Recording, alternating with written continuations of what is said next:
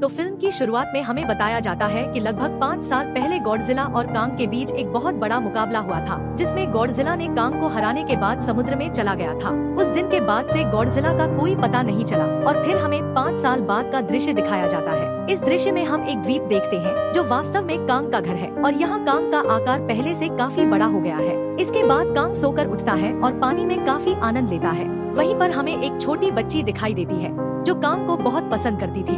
दोनों अच्छे दोस्त थे और कांग उस बच्ची की हर बात मानता था, लेकिन वह बच्ची न तो बोल सकती थी और न ही सुन सकती थी।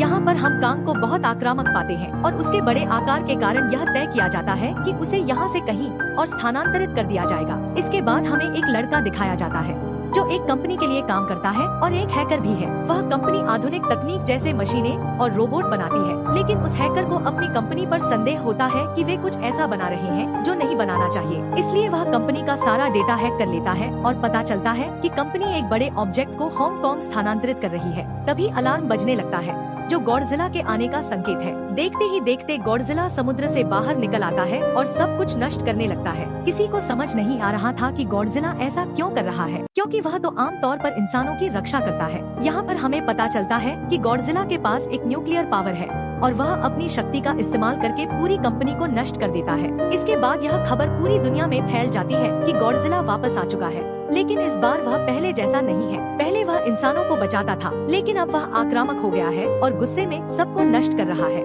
कंपनी का मालिक लगातार मीडिया में यह बता रहा है कि उनकी कंपनी एक प्रोजेक्ट पर काम कर रही है और वे जल्द ही एक ऐसा डिवाइस बनाने में सफल होंगे जो गॉडजिला का मुकाबला कर सके।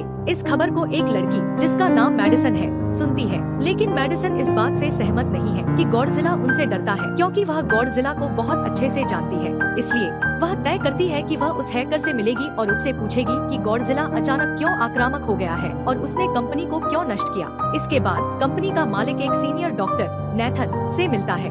डॉक्टर नेथन वास्तव में एक वैज्ञानिक भी है। कंपनी का मालिक डॉक्टर नेथन को बताता है कि आपका हॉलो अर्थ का कॉन्सेप्ट बिल्कुल सही था और यही वह जगह है जहां टाइटन्स पैदा होते हैं। दरअसल डॉक्टर नेथन ने एक किताब लिखी थी जिसमें उन्होंने बताया था कि जमीन के अंदर एक और जमीन है जिसे हॉलो अर्थ कहा जाता है और यह छिपी हुई है। यह वास्तव में अर्थ टाइटन्स की ऊर्जा का स्रोत है। कंपनी का मालिक डॉक्टर नेथन को एक और व्यक्ति से भी मिलवाता है और बताता है कि उन्होंने हॉलो अर्थ के अंदर ऊर्जा का एक स्रोत खोज लिया है, लेकिन हमें यह नहीं पता कि हॉलो अर्थ वास्तव में कहाँ स्थित है। हॉलो अर्थ हमारी जमीन के नीचे है और जिस तरह हम सूरज से ऊर्जा लेते हैं उसी तरह हॉलो अर्थ में भी एक ऊर्जा स्रोत है जिससे सभी टाइटन्स ऊर्जा लेते हैं। अगर वे उस ऊर्जा स्रोत को खोजने में सफल हो जाते हैं तो वे गॉडजिला का मुकाबला कर सकते हैं। डॉक्टर नेथन पूछते हैं कि हम हॉलो अर्थ तक कैसे पहुंचेंगे, क्योंकि कुछ साल पहले उनके भाई ने वहां जाने की कोशिश की थी, लेकिन वह सफल नहीं हो पाए और मर गए। इस पर हमें पता चलता है कि हॉलो अर्थ में गुरुत्वाकर्षण नहीं होता, इसलिए वहाँ हर चीज हवा में तैरती है। कंपनी का मालिक डॉक्टर नेथन को बताता है कि आपको इस बारे में चिंता करने की जरूरत नहीं है, क्योंकि हमारी कंपनी ने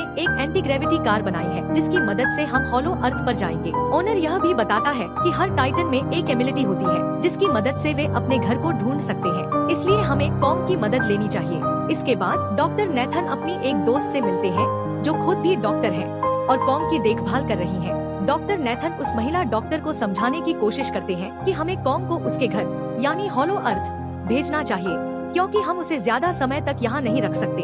अगर वह यहाँ से बाहर निकला तो गॉडजिला उस पर हमला कर देगा, इसलिए कॉम केवल हॉलो अर्थ में ही सुरक्षित रह सकता है। थोड़ी बहस के बाद वह महिला डॉक्टर इस बात पर सहमत हो जाती है, क्योंकि उनके पास और कोई विकल्प नहीं था। फिर ये लोग अपनी पूरी आर्मी के साथ कॉम को हॉलो अर्थ की ओर ले जाने लगते हैं। कॉम को ये लोग चेन से बांधकर ले जा रहे थे। कॉम की दोस्त यानी वह छोटी बच्ची कॉम से इशारों में बात करती है और बताती है कि कॉम को गुस्सा आ रहा है क्योंकि उसे जंजीरों से बांधा गया है। आर्मी का लीडर उस महिला डॉक्टर से कहता है कि हम गॉडजिला के रास्ते से नहीं गुजरेंगे और किसी दूसरी रास्ते से जाएंगे ताकि गॉडजिला को पता न चले। महिला डॉक्टर सहमत होती है कि हमें ऐसा ही करना चाहिए, क्योंकि गॉडजिला और कॉम के बीच पुरानी दुश्मनी है। दोनों खुद को मॉन्स्टर्स के किंग समझते हैं और अगर वे एक दूसरे के सामने आ गए तो तबाही मचा देंगे। फिर हम मैडिसन को देखते हैं जो अपनी दोस्त के साथ एक हैकर से मिलने जाती है। वहाँ वह हैकर बताता है कि असल में कंपनी एक बहुत बड़ी चीज बना रही है और उसे बनाकर हांगकांग शिफ्ट कर दिया जाएगा। लेकिन गॉडजिला को यह बात पसंद नहीं आई, इसलिए उसने उस कंपनी पर हमला करके उसे नष्ट कर दिया। फिर हम देखते हैं कि कॉन्ग वाले शिफ्ट में अलार्म बजने लगा है। वह बच्ची महिला डॉक्टर को बता रही होती है कि गॉडजिला आ रहा है। डॉक्टर नेथन कहते हैं कि अब जब गॉडजिला बाहर आ रहा है तो हमें कॉन्ग को भी आजाद कर देना चाहिए, यानी उसकी चेन खोल देनी चाहिए ताकि वह गॉडजिला का मुकाबला करके हमें बचा सके। और अब अंततः गॉडजिला बाहर आ जाता है, जो एक शिप को नष्ट करते हुए वहाँ पहुँचता है। यहाँ पर कॉन्ग और बाकी लोग समुद्र में डूबने लगते हैं। फिर वे लोग कॉन्ग की चेन को खोल देते हैं ताकि वह गॉडजिला का सामना कर सके और सबकी जान बचा सके। इसके बाद गॉडजिला और कॉन्ग के बीच एक बड़ी लड़ाई होती है, जिसमें कॉन्ग गॉडजिला को समुद्र में काफी गहराई तक धकेल देता है। फिर वह पलटी हुई नाव को सीधा करता है ताकि सभी की जान बच सके, लेकिन गॉडजिला फिर से उठता है और उस नाव की ओर बढ़ता है जिसमें एक बच्ची थी। इस दौरान कॉन्ग एक नाव से दूसरी नाव पर कूदकर उस नाव तक पहुंच जाता है जहां गॉडजिला आ रहा था। यहाँ कॉन्ग गॉडजिला को एक जोरदार पंच मारता है और लड़ाई के दौरान गॉडजिला भी कॉन्ग को मारता है, जिससे कॉन्ग नीचे गिर जाता है। कॉन्ग फिर से उठकर गॉडजिला को मारता है और गॉडजिला समुद्र में गिर जाता है। इससे गॉडजिला काफी गुस्सा हो जाता है और अपनी न्यूक्लियर पावर का इस्तेमाल करता है। यह देखकर कॉन्ग जल्दी से अपनी जान बचाने के लिए पानी में कूद जाता है। गॉडजिला की न्यूक्लियर पावर की रोशनी हर जगह फैल जाती है, जिससे सभी लोग हैरान रह जाते हैं और हमें समझ में आता है कि गॉडजिला कितना शक्तिशाली है। फिर समुद्र के अंदर दोनों के बीच लड़ाई शुरू होती है। गॉडजिला पानी में सांस ले सकता था, लेकिन कॉन्ग जो इंसान की तरह है पानी में सांस नहीं ले सकता था, इसलिए वह हारता हुआ नजर आता है। गॉडजिला कॉन्ग को मारने के लिए उसे समुद्र की गहराइयों में ले जाने लगता है।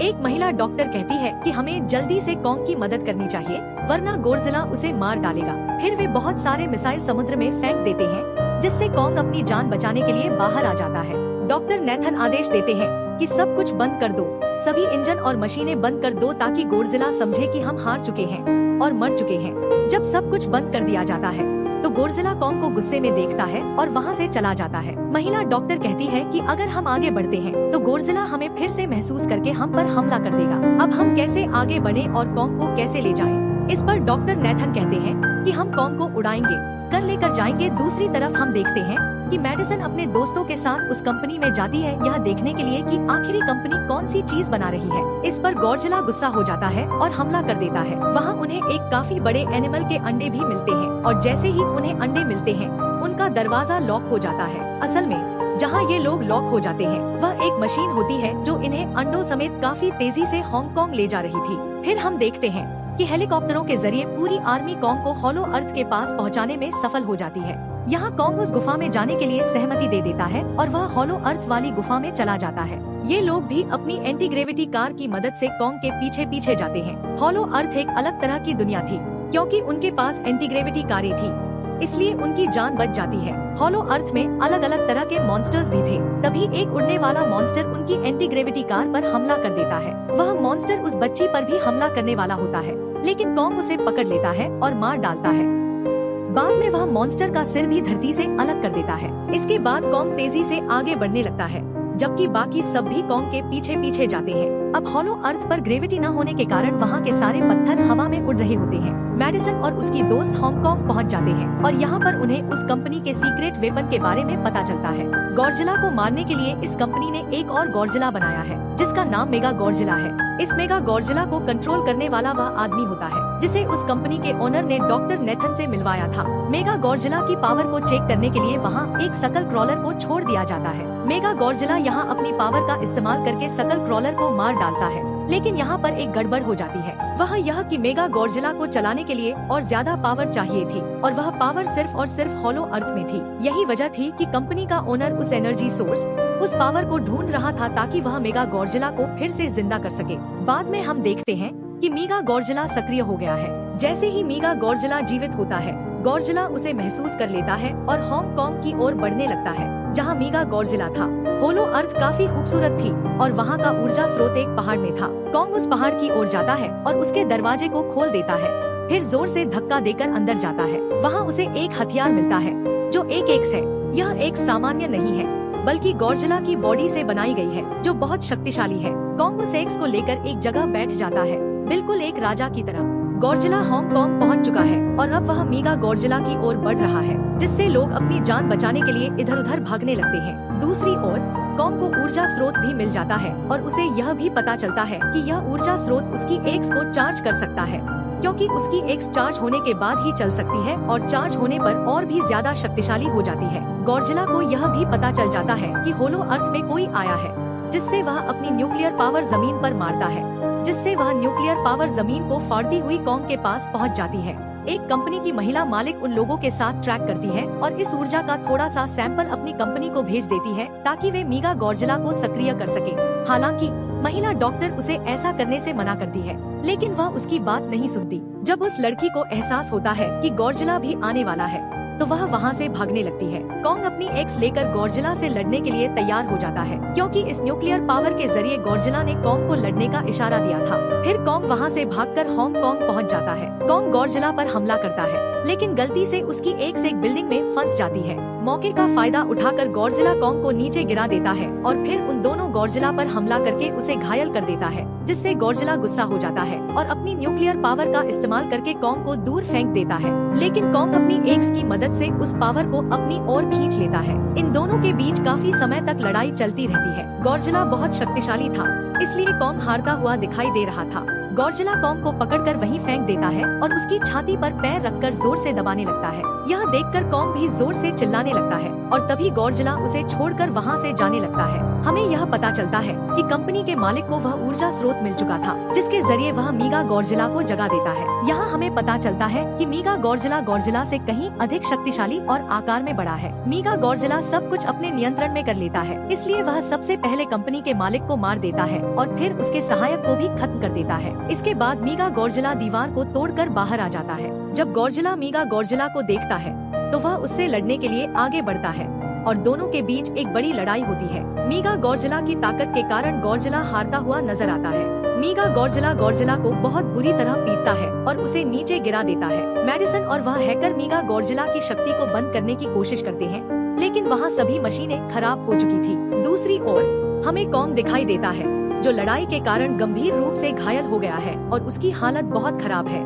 वह लगभग मरने वाला है। वह बच्ची कॉन्ग की हार्ट बीट सुनती है और सबको बताती है कि कॉन्ग की हार्ट बीट धीरे धीरे कम हो रही है। डॉक्टर नेथन कहते हैं कि हमें कॉन्ग को बचाने के लिए उसे एक बड़ा इलेक्ट्रिक शॉक देना होगा। फिर वे लोग कॉन्ग को उसी एंटी ग्रेविटी कार से शॉक देते हैं, जिससे कॉन्ग को एक बड़ा झटका लगता है और वह फिर से उठकर खड़ा हो जाता है। वह बच्ची इशारों में कॉन्ग को बताती है कि गॉडजिला हमारा दुश्मन नहीं है, वह हमारा दोस्त है, इसलिए जाओ और उसकी मदद करो। तब कॉन्ग गॉडजिला को बचाने के लिए चला जाता है। मेगा गॉडजिला अपनी न्यूक्लियर शक्ति का प्रदर्शन करता है, लेकिन समस्या यह है कि वह चार्ज नहीं हो पाता।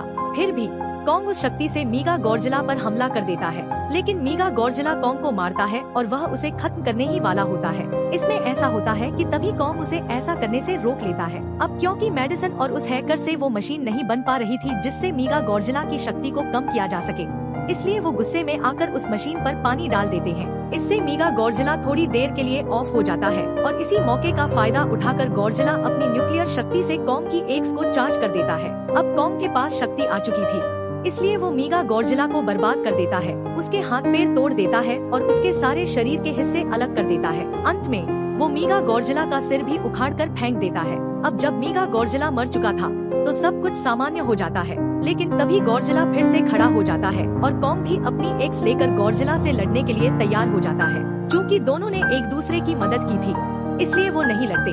गॉडजिला वापस समुद्र में चला जाता है जहाँ से वो आया था और कॉन्ग अब हमेशा के लिए हलो अर्थ में चला गया है। कॉन्ग उस छोटी बच्ची को भी अपने साथ ले जाता है और इसी के साथ इस फिल्म का अंत हो जाता है।